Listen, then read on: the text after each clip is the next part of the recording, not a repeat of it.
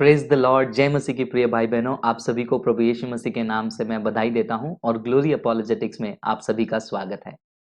आज के इस वीडियो में एक बेहतरीन विषय पर हम चर्चा करने वाले हैं और ये विषय पुराने नियम से है।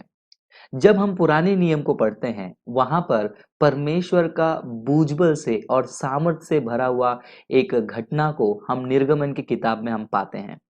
निर्गमन की किताब में हम देखते हैं किस प्रकार परमेश्वर मूसा को एक विशेष नबी के तौर पर, एक विशेष भविष्यद्वक्ता के तौर पर चुनते हैं ताकि उनके प्रजा इस्राएल को मिस्रियों के गुलामी से, फिरौन की गुलामी से बाहर निकाले। जब परमेश्वर मूसा को उनके प्रजा के छुटकारा के लिए चुनते हैं, उस वक्त मूसा के साथ हारून को परमेश्वर तैयार करते हैं ताकि वो फिरौन के सामने बड़े चमत्कार करे और इसराइलियों को वहां से आजाद करके लेकर जाए। लेकिन उससे पहले मूसा और हारून जो है, निर्गमन की किताब में 5वां अध्याय में हम पढ़ते हैं, वो फिरौन के पास जाते हैं और फिरौन को पूछते हैं, रिक्वेस्ट करते हैं कि हमें और हमारे प्रजा को जो है आजाद करो ताकि हम बाहर जाकर हमारे परमेश्वर की हम महिमा करें।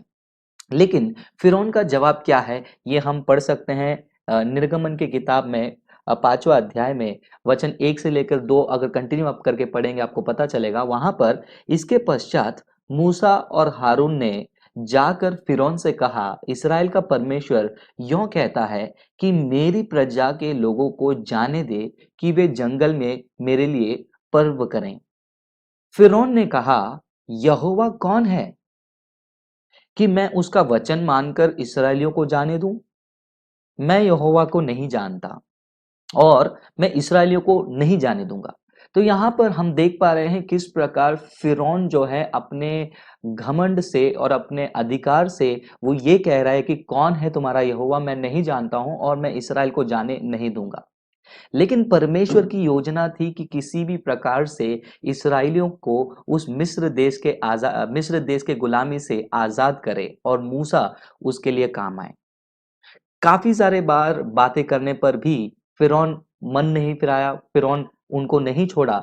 इसलिए परमेश्वर ने जो है अपने सामर्थ को प्रकट करने के लिए मिस्र देश में 10 विपत्तियों को लाया। और ये 10 विपत्तियों के बारे में यदि आप क्रिश्चियन हैं, क्रिश्चियन परिवार से हैं, तो बचपन से संडे स्कूल में पढ़ते आए होंगे, या फिर आप नए विश्वासी हैं तो कभी ना कभी आपको कलीसिया में ये बातें सुननी मिली होगी। और हर कोई क्रिश्चियन जो है ये 10 विपत्तियों के बारे में जानता है, जिसको इंग्लिश में 10 प्लेग्स कहते हैं। इसराइल के प्रजा को बचाने के लिए मिस्र देश के ऊपर परमेश्वर का 10 भयंकर प्रकार का विपत्तियों से न्याय। तो ये 10 प्रकार की जो विपत्तियां हैं वो क्या हैं, ये हमको स्टडी करना बहुत जरूरी है। हम नॉर्मली उसको ऐसा ही देखते हैं कि परमेश्वर एक के बाद एक विपत्तियों को ला रहा है ताकि फिरौन और वहां के लोग परमेश्वर के सामर्थ को देखें, और आखिर में जो है 10वें विपत्ति के बाद फिरौन डर कर वहां के लोगों को आजाद करने के लिए तैयार हो जाता है। लेकिन परमेश्वर जब भी कोई भी काम करते हैं, वो काम को सिर्फ लोगों को दिखाने के लिए, उनके सामर्थ को प्रकट करने के लिए ही नहीं, बल्कि वहां पर एक बड़े उद्देश्य के लिए वो करते हैं। अब ये 10 विपत्तियां परमेश्वर के सामर्थ को प्रकट करती हैं, लेकिन ये 10 विपत्तियां अगर आप एक एक करके देखेंगे, क्यों पानी लाल हुआ, क्यों मेंढक आए, ये सारी चीजों को जब आप देखेंगे तो हमें पता चलेगा कि उस समय में मिस्र देश में उनके देवी देवता से जुड़ी हुई ये सारी बातें हैं। तो ये वीडियो में हम यही देखने वाले हैं। आप सोच रहे होंगे कि ऐसा क्या है इंपॉर्टेंट टॉपिक, तो वही जो है मैं आपको इस वीडियो में बताने जा रहा हूं। एक एक विपत्ति किस कारण परमेश्वर ने मिस्र देश के ऊपर लाया और एक एक विपत्ति का बैकग्राउंड क्या है, क्यों उसी टाइप का विपत्ति लाया और कोई टाइप का नहीं।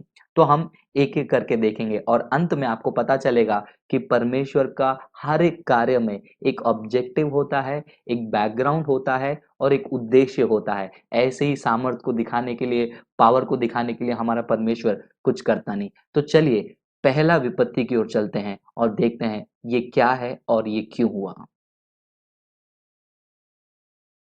मिस्र देश के लोग नाइलस नाम के, यानी हापी नाम के एक नदी देवता को मानते थे। तो बाइबल में पहली विपत्ति जो निर्गमन के किताब में मिस्रियों के ऊपर आई थी वो हम पढ़ते हैं निर्गमन के किताब 7वां अध्याय 17 वचन में, जिसमें हारून के द्वारा परमेश्वर ने उसी नील नदी को, जिसको वो नाइलस और हापी के नाम से खुदा मानते थे, उस पर न्याय करके सामर्थ्य दिखाने के लिए उस नदी को पूरी तरीके से लाल कर दिया, खून कर दिया, और जितने भी उसमें जंतु थे, मछलियां थे, वे सब मर गए। लेकिन उसको कॉपी करने के लिए मिस्र देश के जादूगरों ने भी वैसा ही कुछ करने का कोशिश किया, लेकिन परमेश्वर का जो विपत्ति उस नदी के ऊपर आया था वो 7 दिन तक बने रहा, और पूरे नील नदी में वो लाल खून का बहाव बना रहा, जिससे ये पता चल गया कि उनका नाइलस जो देवता है, खुदा है, वो झूठा है, और उसके ऊपर इसराइल का परमेश्वर यहोवा, जिसको फिरौन ने पूछा कौन है, उसका न्याय हुआ और उसका सामर्थ्य दिखाई दिया। मिस्र देश के लोग हेकेत नाम के एक देवता को भी मानते थे। ये हेकेत देवता की पहचान उसके सर मेंढक के समान होती थी, उससे होती है। तो इस हेकेत देवता को झूठा देवता साबित करने के लिए और इसराइल का परमेश्वर ही सच्चा है साबित करने के लिए परमेश्वर की दूसरी विपत्ति मेंढकों की आई मिस्रियों के ऊपर, और ये हम पढ़ सकते हैं निर्गमन के किताब 8वां अध्याय वचन 1 से लेकर 15 के बीच में, जहां पर हारून के द्वारा परमेश्वर ने इस दूसरे विपत्ति में बहुत सारे मेंढकों को लेकर आया, जो नील नदी से निकलकर सभी के घरों में, सभी के खानों में, सभी के कपड़ों में, छोटे व्यक्ति से लेकर बड़े व्यक्ति तक हर कोई परेशान हुआ। और वहां पर मिस्र देश के वो मैजिशियन भी जो हैं कुछ कॉपी करने को कोशिश किए, लेकिन वो परमेश्वर के सामर्थ और परमेश्वर के उस भुजबल के खिलाफ कुछ कर नहीं पाए, और इससे हिकित देवता के ऊपर भी परमेश्वर का न्याय हुआ, ये साबित करने के लिए कि यहोवा कौन है, क्योंकि वो फिरौन ने पूछा कौन है वो यहोवा, मैं नहीं जानता। मिस्र देश के लोग गेब नाम के एक भगवान को मानते थे, जो मिस्रियों के लिए अर्थ गॉड माना जाता था, यानी कि पृथ्वी का भगवान माना जाता था। परमेश्वर ने इस तीसरे विपत्ति में, जो हम पढ़ सकते हैं निर्गमन की किताब 8वां अध्याय वचन 16 से लेकर 19 में, कुटकियों को यानी कि छोटे छोटे जो कीड़े हैं उनको भेज देता है। सारे मिट्टी के कण जो है वो कुटकियों में बनकर इंसान को ढक लेता है और पूरे जानवरों के ऊपर बैठ जाता है। यहाँ पर फिरौन के जादूगर भी इसको डुप्लीकेट करने की कोशिश करते हैं, लेकिन उनसे नहीं होने पर वो कहते हैं कि इसमें परमेश्वर का हाथ है। तो ये गेब नाम के देवता को भी झूठा साबित करके यहोवा ने अपने भुजबल को प्रकट किया, क्योंकि फिरौन ने पूछा था कौन है यहोवा, मैं नहीं जानता। चौथा विपत्ति मिस्रियों के ऊपर डांसों का हुआ, यानी कि फ्लाइज, उड़ने वाले मक्खी आप कह सकते हैं। ये विपत्ति के बारे में आप पढ़ सकते हैं निर्गमन की किताब में 8वां अध्याय वचन 20 से लेकर 32 के बीच। अनेक देवी देवताओं के बीच मिस्र देश के लोग खेपरी नाम के एक भगवान को भी मानते थे। ये खेपरी नाम का जो भगवान है उसका सर मक्खी वाला यानी डांस वाला या फिर फ्लाई वाला था। अब ये विपत्ति को लाकर परमेश्वर ने फिरौन के सामने एक और आश्चर्य वाली कार्य कर दी कि परमेश्वर के लोग इसराइली ये डांसों से जो है अफेक्ट नहीं हुए, ये उड़ने वाले मक्खी उनको अफेक्ट नहीं की, बल्कि सारे मिस्रियों को वो पूरी तरह ढक दी, पूरी तरह भर दी। और ये सीधा सीधा उस खेपरी भगवान के ऊपर न्याय था साबित करने के लिए कि वो झूठा है, क्योंकि फिरौन ने पूछा था कौन है यहोवा, मैं नहीं जानता। 4 भयंकर विपत्तियों के बाद भी फिरौन ने इस्राएलियों को जाने से इनकार किया, जिसके वजह से 5वां विपत्ति परमेश्वर ने मिस्र देश के ऊपर लेकर आया। और इस विपत्ति के बारे में हम पढ़ सकते हैं निर्गमन के किताब 9वां अध्याय वचन 1 से लेकर 7 में। इस विपत्ति में परमेश्वर ने मिस्र देश के जितने भी लाइव स्टॉक हैं, यानी कि जितने भी पशु हैं, कैटल हैं, अ, बैल, गाय, गधे, ऊंट, इनके ऊपर विनाश लेकर आया। और मिस्र देश के लोग हथोर नाम के एक भगवान को मानते थे। उनका मानना है ये हथोर नाम का जो देवता है वो आकाश का देवता है और सारे जीवों का देवता है, और उसका स्वरूप जो है गाय के समान है। और एक और देवता को मानते थे जिसका नाम है एपिस, और वो देवता बैल के स्वरूप का है। तो परमेश्वर ने ये सारे पशुओं के ऊपर विनाश को लाकर ये साबित किया कि हथोर नाम का भगवान देवता भी झूठा है, क्योंकि फिरौन ने सवाल उठाया था, यहोवा कौन है, मैं नहीं जानता हूं। फिरौन का मन कठिन होते गया। इस कारण मिस्र देश के ऊपर छठा विपत्ति आया। इस छठे विपत्ति के बारे में हम पढ़ सकते हैं निर्गमन की किताब 9वां अध्याय वचन 8 से लेकर 12। इस विपत्ति में परमेश्वर ने मिस्र देश के हर एक लोगों के ऊपर फोड़े और फोफले लाने लग गए, जिसके सभी शरीर में फोड़े आने लग गए और बहुत ही दर्द को और विनाश को मिस्र देश के लोग महसूस करने लगे। ये न्याय हुआ सीधा सीधा एक और मिस्र देवता के ऊपर, जिसका नाम है सेखमेत। सेखमेत देवता को मिस्र लोग पूजते थे और उनका मानना था, विश्वास था कि सेखमेत देवता कोई भी बीमारी को खत्म कर देगा। लेकिन परमेश्वर की ओर से आई हुई ये विपत्ति को ये सेखमेत देवता कुछ भी नहीं कर पाया। इससे साफ साबित कर दिया यहोवा ने कि यहोवा कौन है, क्योंकि फिरौन ने पूछा था, कौन है यहोवा, मैं नहीं जानता। फिरौन की कठोरता के बढ़ते साथ साथ विपत्तियों का कठोरता भी बढ़ते गया, और उसी के साथ हम चलते हैं सातवें विपत्ति में, जो हम पढ़ते हैं एक्सोडस यानी कि निर्गमन की किताब में 9वां अध्याय वचन 13 से लेकर 35 के बीच में। इस विपत्ति में परमेश्वर आकाश से ओले बरसाते हैं, और वो ओले इतने भारी थे, इतने वजनदार थे, जिसके वजह से बहुत सारे मिस्र लोग और वहाँ के जीव जंतु, वहाँ के पेड़, सभी लोग मरने लग गए, विनाश होने लगे और सभी का तबाही होने लगा। मिस्र देश के लोग एक और देवता को मानते थे जिसका नाम था शू, और एक और देवता को मानते थे जिसका नाम था ओसिरिस। शू देवता को ऐसा माना जाता था कि वो सारे संसार का यानी कि जो वातावरण है उसका कंट्रोल उसके पास है, और ओसिरिस जो खेती का भगवान है। परमेश्वर के ओर से बरसे ओलों ने ये साबित कर दिया, वातावरण का कोई खुदा नहीं बल्कि यहोवा है, और जितने भी खेत हैं वो पूरी तरह विनाश हो गया। उस खेत को बचाने के लिए ओसिरिस या आइसिस नाम का कोई खुदा नहीं है। ये सातवां विपत्ति था मिस्र देश के ऊपर।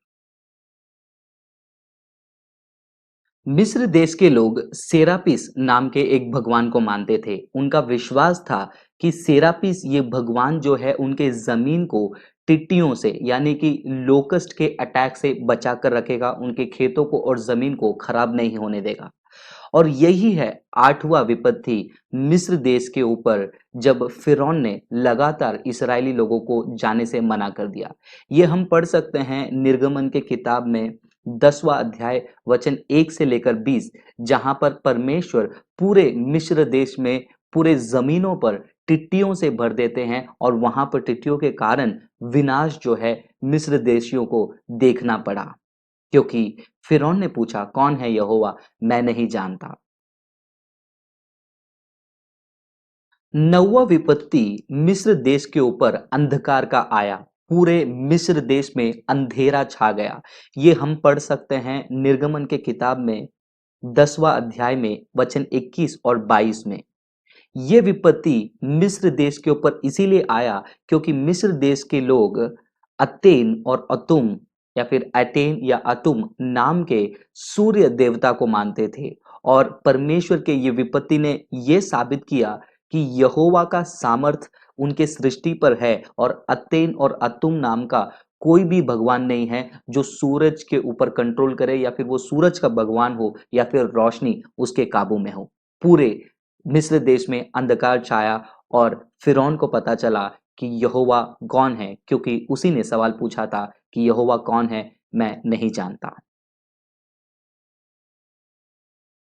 आखिरी विपत्ति जो सबसे भयानक, खतरनाक और घोर विपत्ति, जो पूरे मिस्र देश को हिला डाला और पूरे मिस्र देश के घरों घरों में मौत का साया फैला दिया। इस विपत्ति में परमेश्वर ने मिस्र देश के सारे पहलोठों के ऊपर विनाश का आज्ञा भेजा, जिसके कारण जितने भी फर्स्ट बॉर्न है मिस्र देश के वो सभी लोग मरने लगे। और ये न्याय और ये विपत्ति सभी भगवानों के ऊपर और फिरौन के ऊपर, जो अपने आप को उस जगह पे भगवान मानता था। और इन 10 विपत्तियों के द्वारा परमेश्वर ने साबित किया कि वो सामर्थी हैं, एक ही खुदा हैं और उनके अलावा कोई और खुदा नहीं जिनके ऊपर सवाल उठाया जाए। सो मेरे प्रिय भाई बहनों, ये वीडियो में 10 विपत्तियों को बहुत ही शॉर्ट बुलेट पॉइंट्स में मैंने एक्सप्लेन किया है, और जो जो वचन मैंने रेफरेंसेस मैंने कोट किया है, मैं विश्वास करता हूं कि आप बाद में उसको ओपन कर कर डिटेल में स्टडी करेंगे। तो ये मिस्र देश के ऊपर जो 10 विपत्तियां आई थी, वो सारे 10 के 10 विपत्तियां मिस्र देश के झूठे देवी देवता को झूठा साबित करने के लिए, उनको पावरलेस साबित करने के लिए, और परमेश्वर यहोवा ही एकमात्र खुदा है ये साबित करने के लिए परमेश्वर ने ये किया। और इसके बाद लगातार आप पढ़ते जाएंगे तो आपको पता चलता है किस प्रकार फिरौन इसराइलियों को आजाद करता है, लेकिन फिर भी उनके पीछे लगकर लाल समंदर में उनकी सेना के साथ विनाश होता है। ये सारी बातें हम देखते हैं। मेरे प्रिय भाई बहनों, मैं आपसे रिक्वेस्ट करूंगा कि जब भी आप बाइबल की कोई भी घटना को पढ़ें, तो ये जानकर पढ़िए कि उस बाइबल के उस घटना में परमेश्वर का उद्देश्य क्या है और परमेश्वर ने वो घटनाएं क्यों की हैं और उसका संदर्भ कॉन्टेक्स्ट क्या है। आशा करता हूं ये वीडियो में आपको ये 10 विपत्ति का कारण समझा होगा कि क्यों परमेश्वर ने यही प्रकार के 10 विपत्तियों को मिस्र देश के ऊपर लाया। क्योंकि मेरे अंदर बचपन में और कुछ दिन पहले भी यही सवाल था, क्यों परमेश्वर पानी को लाल करना, खून कर देना, लोकस्ट को भेज देना, टिड्डियों को भेज देना, छोटे-छोटे विपत्तियाँ क्यों नहीं लाया, इतने भयंकर विपत्ति क्यों लाया? लेकिन जब मैंने स्टडी किया तब मुझे पता चला कि वहाँ पर मिस्र देश के झूठे विश्वासों को तोड़ने के लिए और इस्राएलियों के बीच में परमेश्वर का महान कार्य दिखाने के लिए। और मेरे प्रिय भाई-बहनों, ये 10 विपत्तियों में एक हाइलाइट पॉइंट हमको ये देखने मिलता है। परमेश्वर का सामर्थ केवल ये विपत्तियों को लाने से ही साबित नहीं हुआ, बल्कि परमेश्वर अपनी प्रजा इस्राएलियों को ये 10 विपत्तियों से बचा कर रखा। ये सबसे बढ़िया पॉइंट है, ये सबसे हाइलाइट पॉइंट है, जो दिखाता है कि इस्राएल का परमेश्वर यानी कि हमारा खुदा अपने प्रजा को बचाने के लिए कुछ भी कर सकता है और उनको आज़ाद करने के लिए कुछ भी कर सकता है। तो आशा करता हूँ ये वीडियो आपको समझ में आया होगा, अगर नहीं तो फिर से एक बार इसको देखिए और अपने कलीसिया वालों को दीजिए, उन सभी भाई-बहनों को दीजिए जिनको बाइबल पढ़ने नहीं आता है, अध्ययन करने नहीं आता है। हम वीडियो इसीलिए बनाते हैं ताकि आप अध्ययन करने में आगे बढ़े, हमारा वीडियो आपको हेल्प करे, और आपके घर में जो बुजुर्ग लोग हैं उनको भी दिखाइए ताकि उनको भी जो है ऐसे बातें आसानी से समझने में मदद मिलेगी। ऐसे ही वीडियोस के लिए लगातार ग्लोरी अपॉलोजेटिक्स टीम के लिए प्रार्थना करते रहिए, हमारे वीडियोस को शेयर करते रहिए, और हाँ, कमेंट करके ज़रूर बताइए ये वीडियो में आपको क्या शिक्षा मिली और किस प्रकार आपका अध्ययन बढ़ सकता है। ऐसे अनेक वीडियो के द्वारा हम आपसे लगातार जुड़ते रहेंगे। तब तक के लिए यदि अभी तक आपने चैनल सब्सक्राइब नहीं किया है, कर लीजिए, और हाँ, वीडियो को लाइक भी कर दीजिएगा। प्रभु आपको और आपके परिवार को आशीष करे। God bless you.